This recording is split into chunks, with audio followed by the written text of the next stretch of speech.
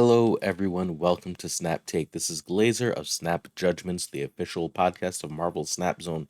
What we have for you today are 3 brand new decks and a whole lot more. We bring you at least 3 brand new decks every single weekday. We will not let holidays stop us. We also often do Sundays. We bring you OTA coverage, shop guides, bundle guides, everything you possibly need for your Marvel Snap journey to make the most of it.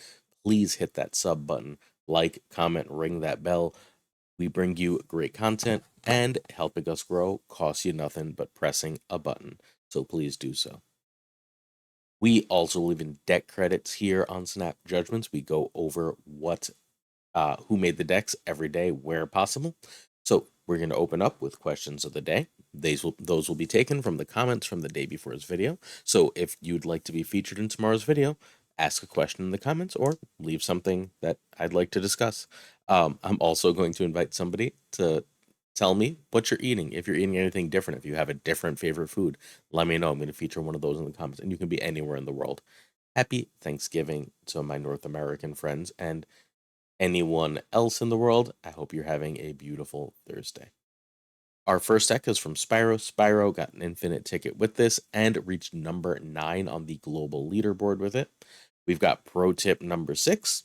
We've got a deck from our homeboy, the Pirate King himself, Tucker. You can find Tucker on twitch.tv/Tucker. Note the spelling.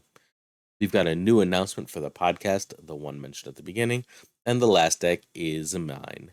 You can since you're here, hopefully you like the deck, hopefully you hit that sub button, and let's keep going. We end up, as always, with a look at my shop for the day. All right, questions for the day. Jivesoft claims Annihilus can't be meta if only out for a day. It's just people messing with a new card. So to me, what's meta right now, the way I'm using it, is what people are playing, right? Like it's a mix of what's good and what's popular.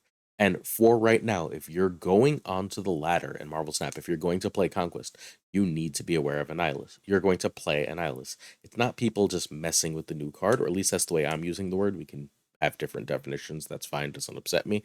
But the way I'm using the word when I say the Annihilus meta is for at least the next week and probably longer, given that Martyr is the next card, and Martyr is bad. You have to be aware of Annihilus. Annihilus is going to be one of the top 3 to 5 most played decks in all of Marvel Snap. You should be aware of this card. It's going to make up a high percentage of the game. Would it be in the tournament meta? I don't know. There hasn't been a tournament. It's possible, right? Like, there's literally no way to know right now. That's not my concern. My concern is ladder on conquest meta for these videos, unless there's a tournament we're preparing for, we're talking about.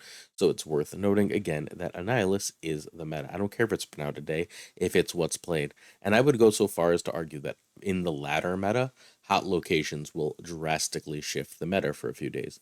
Like when the double ongoing thing came out, then all of a sudden for a few days, Iron Man was meta, Enchantress was meta.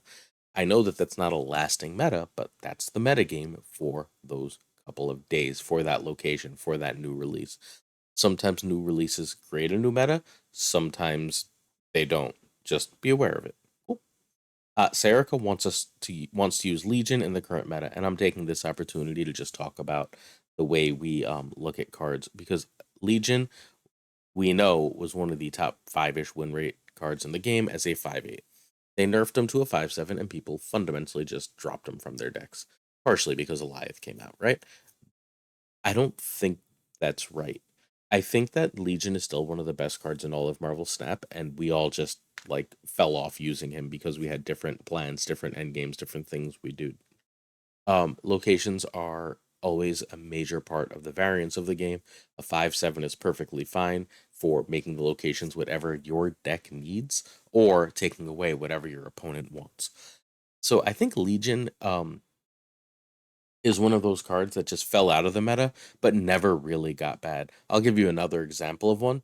We rarely see Invisible Woman anymore. Invisible Woman should be in the meta. This is one of the better cards in Marvel Snap. These unique cards that do things that nothing else really does very often win games, and more than win games, win a lot of cubes when they win games. Because if you're not thinking of Invisible Woman, and there could be anything behind there, I mean, it could be anything from like a Gambit combo to a living tribunal to an Iron Man to like whatever, right? There's a million things to an Absorber Man to copy a Doom. There could be a million things behind there. Legion, when you're not ready for them, you're just like, oh, well, I'll worry about that location later. I'll worry about those other locations later. I've so the deck yesterday you could ramp Legion out on 4, so you've got the closeout on 4 location, right? So like you're ignoring and you're just trying to win that everything closes out on turn 4 location. They Legion there on turn 4, and all of a sudden the game is over and like they've snapped and you're just like, oh, but did I just lose 4 cubes without paying attention? That's the power of Legion. These cards didn't get worse.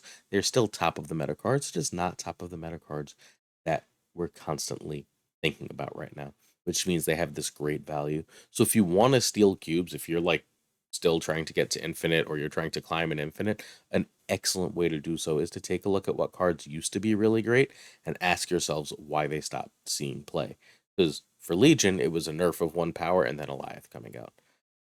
And that wasn't a good enough reason. Like, I don't think at his best, the cube rate of Alioth ever touched Legion. Mr. Daniel Lee confusedly wonders, dude, you haven't had Chicago pizza, have you? And Chicago pizza is a misnomer. Unfortunately, only New York pizza is pizza. Really sorry to hurt your feelings about this.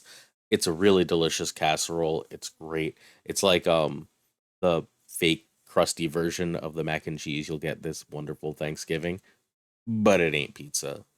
Enjoy it. It's delicious. Not on the same playing field. And I know a lot of you people, wherever you're from, are like, I've been to the famous places in New York. You're doing it wrong.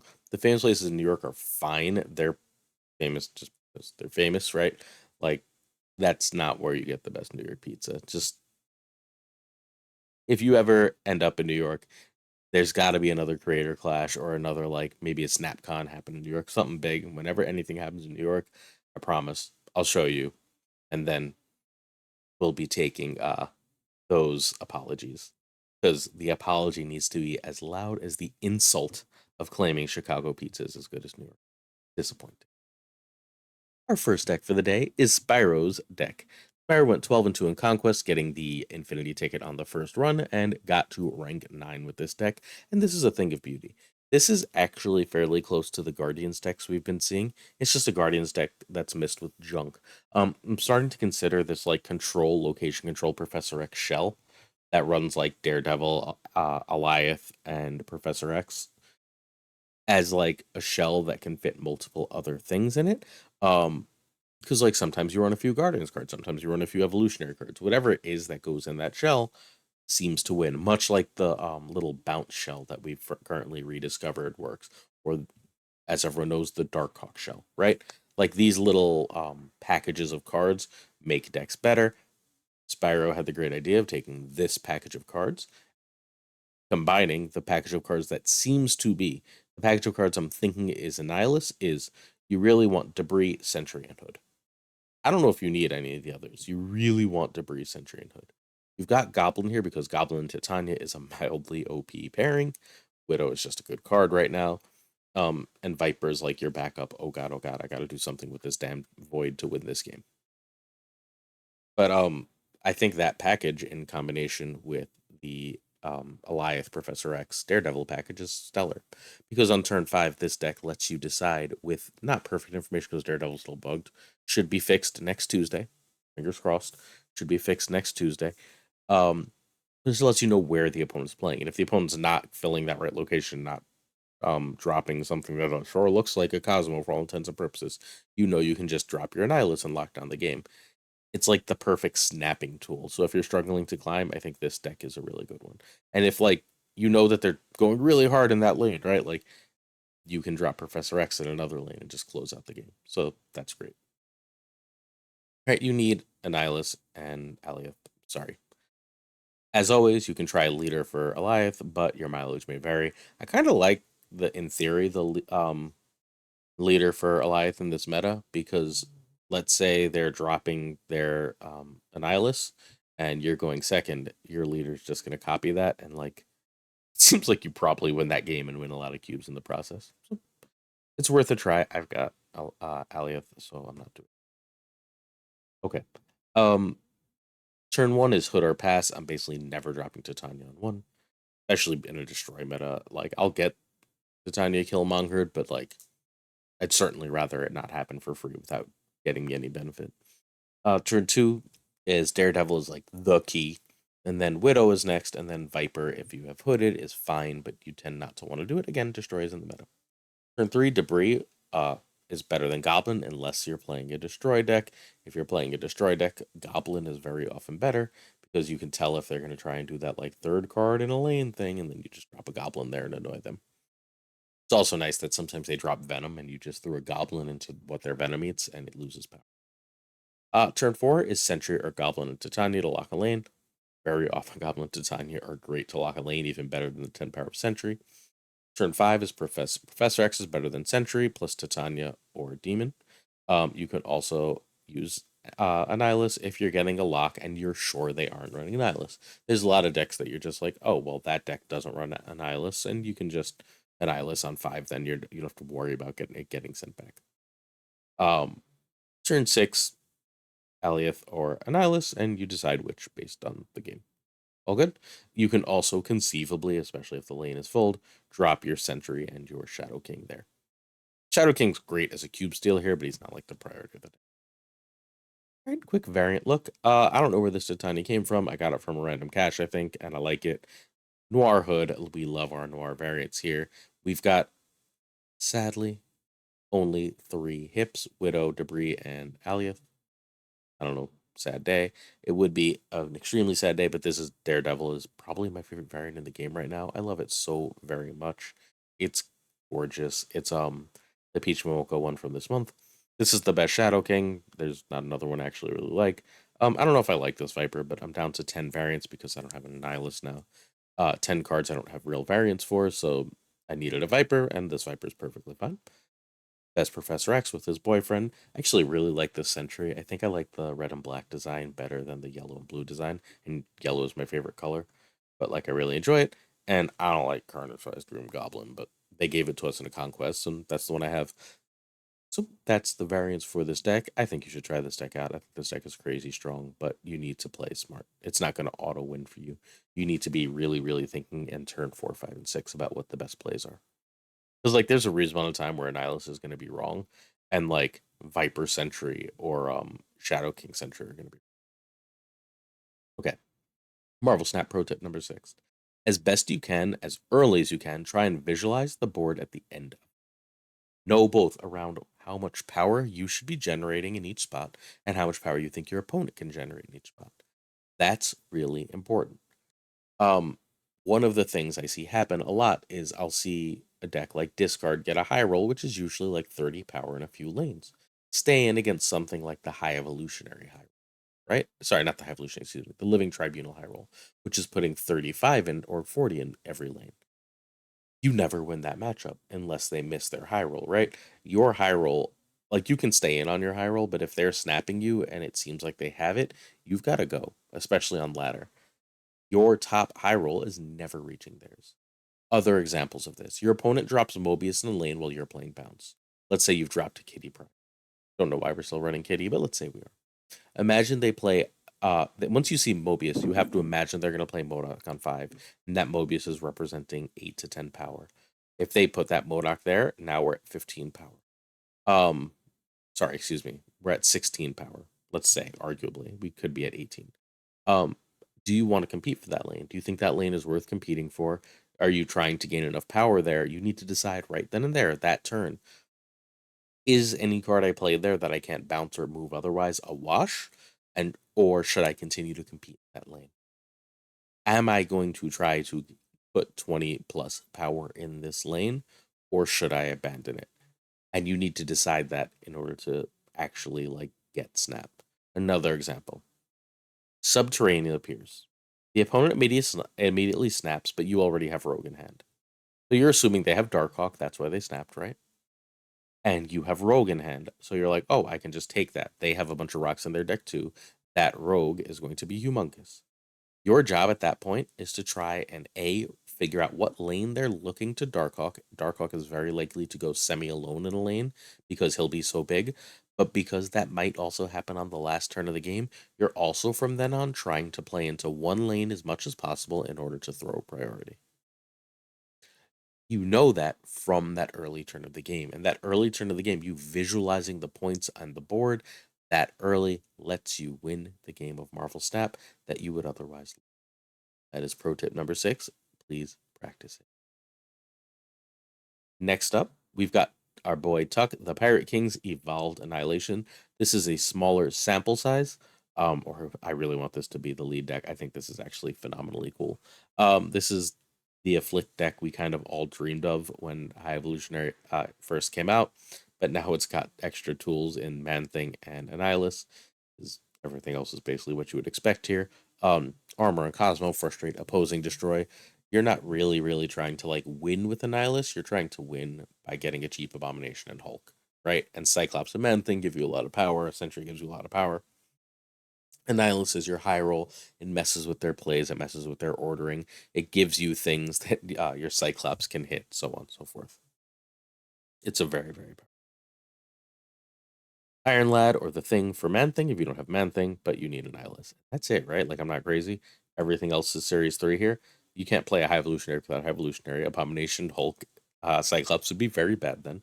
But Man Thing can just be the Thing, which you guaranteed have. If you have Iron Lad and not Man Thing, A, very cool. Iron Lad is better than Man Thing. But B, I would play Iron Lad maybe over Thing. It's pretty close. You need Annie, you need Evo. 9-2 for Tucker, but his people are dominating with it. Like if you go check his comments on Twitter, his Twitter is also TUCCRR. You can find everyone being like, "Oh my god, I climbed with this. I got an infinity ticket with this. It's going really well." But Tuck is the only person who provided full stats, so we're getting just Tuck stats. So turn 1 you pass. You know why you pass on turn 1? It's not why. Turn 2 is Armor or Luke. You basically never hazmat early. Turn 3 is Psych or Debris. Again, be careful of Destroy. If a Destroy matchup, I really prefer Cyclops. It's really nice when they drop a Deadpool in the lane and you can get a Cyclops there. And that Deadpool is 0 because double 0 is 0. You can also, if you see a Deadpool come out on 1, because they don't often Carnage on 2, right? If you see a Deadpool come out on 1, you can just straight up drop your hazmat and make that Deadpool a 0, and now they can kill it all they want, but it's a 0 every time. 2 times 0 is still 0. Turn 4 is Hazmat or Cyclops if you have Debris out. So Hazmat or Cyclops with Debris is giving everything -1, which is pretty damn good because you want to get an Abomination and you have Annihilus. Whereas, and Cyclops with Debris, you basically guaranteed have a target on their side to give negative power. And if you don't have that combination, then just drop Man Thing wherever they have their cheap stuff. Your goal next turn is cheap as heck Abomination or Annihilus. Your Abomination very often is either free or costs 1 here. It's pretty damn nice. And turn 6, you drop either Hulk or Annihilus. Again, depending on what wins the game, you have to read the board. Variant time. I got this Hazmat from filling up the little bar at the top with the 2,000 collector's tokens and the mystery variant. I like it better than the weird. It wasn't a chibi one, but it looked like a chibi one that I had before. This remains my favorite Luke Cage. It feels very Luke Cage to me, and my favorite armor. It feels very armor. We are sadly at only 2 hips, but we'll have that Annihilus hip hopefully in 3 days when it comes out. Got Debris and Evo here. For the record, we've got the Rion Cosmo. I like it a lot. Jim Lee Cyclops. I use a different Hulk that's weirdly bugged on Snap Zone, so I can never show it. I like this Abomination just fine, enough to have not bought the hip, which means I like it a lot. We talked about Sentry earlier, and I bought this super creepy Man Thing because there's no release date on any of the other Man Things, and I got sick of like I've seen this one animated and like it's really cool. Not animated, but once it's animated, it's completely gorgeous. So I felt like I had to grab it, and here we are. I grabbed it. Yeah, that's this one. Next up, podcast announcement. Snap Justin's podcast airs weekly on Marvel Snap Zone's YouTube. Hopefully, you all knew that. If you didn't, go check out the YouTube for Marvel Snap Zone. We do about a 2-hour podcast covering all things Marvel Snap with some of the biggest names in the game. We've had like Glenn Jones, Marvel Snap's designer, on. We've had KM on. We've had Lambie on multiple times. We have Den on regularly. Like Collins, we have some of the biggest names to Snap on talking about everything all the time. If you didn't know that, make sure you check it out. That's not the announcement. Most of you already knew that. But we usually release episodes on Wednesday or Thursday. We're still occasionally going to do that when our schedule demands it, but we're trying to move recording to Thursday for either a Saturday or Sunday release. That purpose of that is twofold. First, Saturday is the only day we're not releasing a video for this page, this channel. So you get a video on a day you wouldn't otherwise. But the hope is also, since OTAs are then, and that gives us a couple days after a new card has come out, that we can better serve the community. We can better give you a long form assessment of that new card. We can better tell you what the meta is like, because there's nothing more frustrating than being like, oh man, um, card X is really, really important. And then that card X has changed completely by the time the episode releases on Thursday because of the OTA. Since we're recording on Thursday from now on, that won't happen. However, today is Thursday, and it is also Thanksgiving in North America, so we're not recording today. We're actually recording tomorrow. We are recording with our friends Super Tech God and Sino Montana, so get excited. It is a crossover episode. Make sure you check it out, please. Thanks. Next up, this is my build. I called it Good Stuff Annie. If you see Annie in my titles, people have been like, who's Annie? Annie's Annihilus. I've decided to call him Annie. He's Annie to me. Cool. So, oh no, I have the wrong Man Thing in. I didn't buy the Man Thing variant when I made this one. Oh well, I guess I can fix it. I'm also like trying to will the hip Annie into my deck. So basically, this is the Darkhawk Good Stuff package that we just discussed, right? The Darkhawk Good Stuff package is Korg, Korg, sometimes Widow, Zabu, and Rockslide and Darkhawk. One of the most powerful combos in the game. Darkhawk costs 4, Zabu makes 4 cheaper, so Man-Thing and Sentry makes sense, right? Those are two of the other most powerful 4s, along with, I guess, technically Ms. Marvel in the game of Marvel Snap. You could probably put Ms. Marvel in here over Rogue if you really wanted to. I still like Rogue, but Ms. Marvel would work just fine if that's a way you want to go. So would America Chavez, because hitting Zabu is fairly important. But basically, you just have so much power in your 4-drops here, right? You're mucking up their draw with Korg, Rockslide, and Widow. You're sending them a bunch of crap with Annihilus, Debris. And then on top of those nasty plays, you are also just dropping stats. Man Thing's usually a 4/9, Sentry is a 4/10, Darkhawk is a 4 bigger than that. And then you win the game of Snap. That's basically the gist here. A few people have asked me why Luke Cage in this deck, because you want to send your crap over, you don't want to keep it, right? Like, so if it gets negative power, like from Man Thing, that's good. You just send them your 0 power Widow, you send your -1 power Widow, or your 0 power Korg, or so on. Those are nice plays. Like, I don't dislike those plays, but I want optionality. I want to be able to just play into my Man Thing without downside as much as I want to be able to, like, send over cards, right? Like, sometimes I want to send those cards over. But if they filled that lane, for example, then I'd rather drop my Luke and make my Korg and Black Widow actually give me power. And I can make a choice, right? Like, if I don't see Zabu especially, my last turn can be something like Darkhawk and Luke.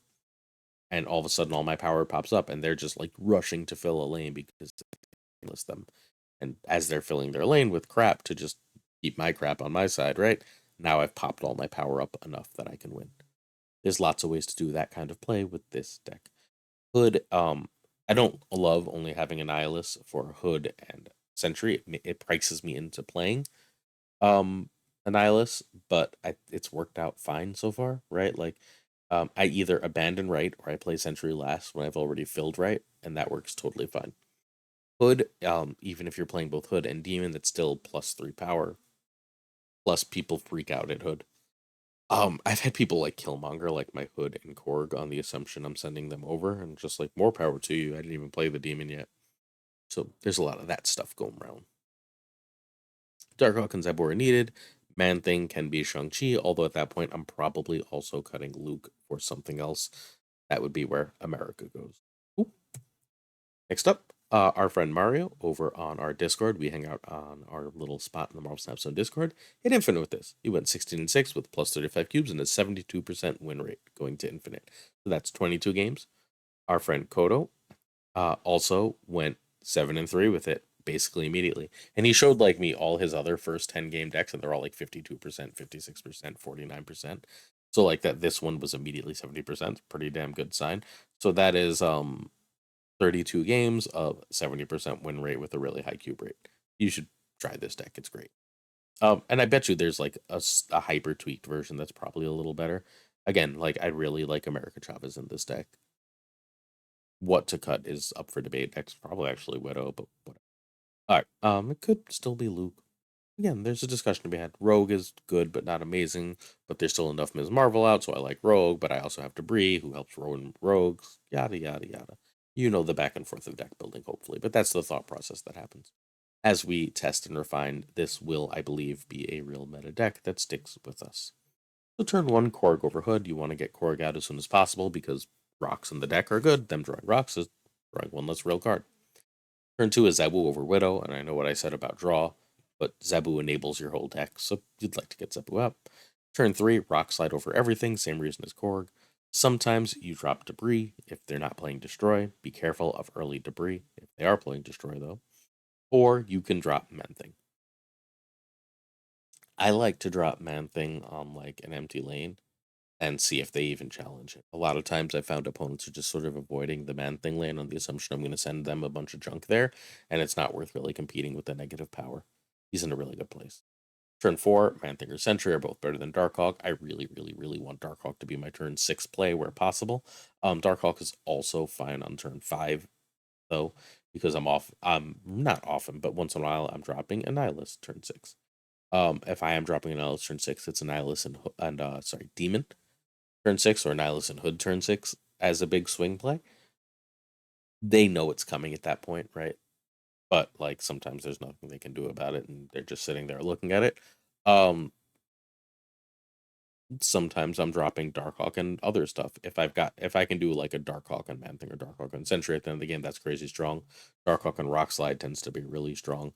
I've dropped without Zebu out. I've done Darkhawk, Org, and Demon, and you're just adding a ton of power to the board all through the game, surprisingly late. And so opponents can't plan well. That tip from earlier in the episode, they can't plan well, and they end up struggling. All right, variant time, and this is more. Oh no, it's not. I wished it was more like it. We're still one hip away from our goal. We've got a Korg, a Zabu, and a Debris. The Annihilus isn't a real hip, so one more hip. We want 4 hips from deck. I could have had the hip Widow here, but I decided to be cute and put the Peach one because it's Peach month.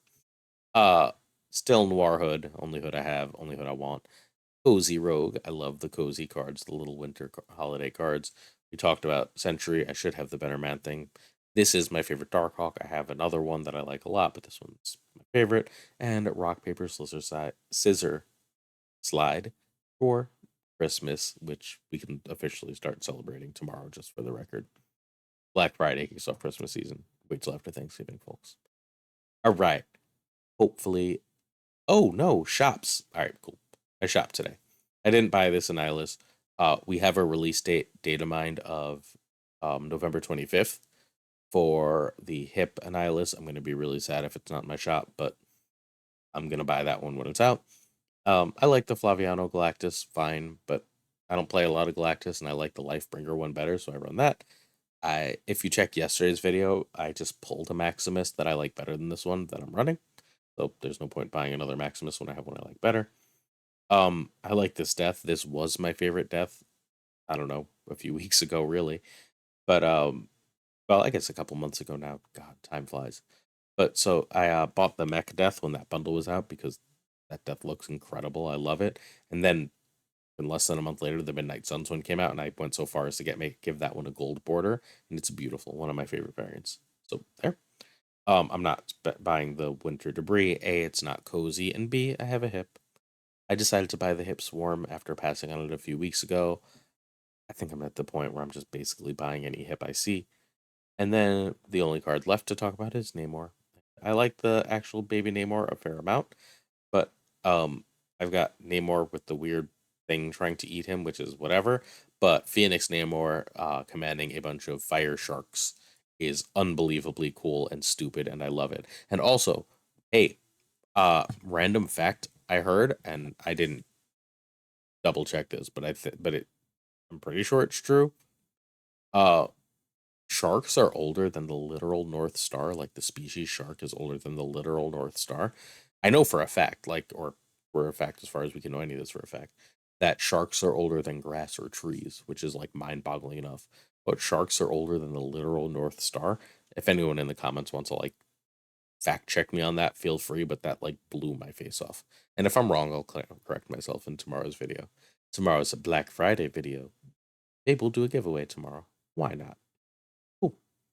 That's it for today. I hope you enjoyed. If you watched this long, you gotta hit that sub button, right? Ring that bell. We appreciate you. We'll see you tomorrow for another Snap Take. Peace, everybody.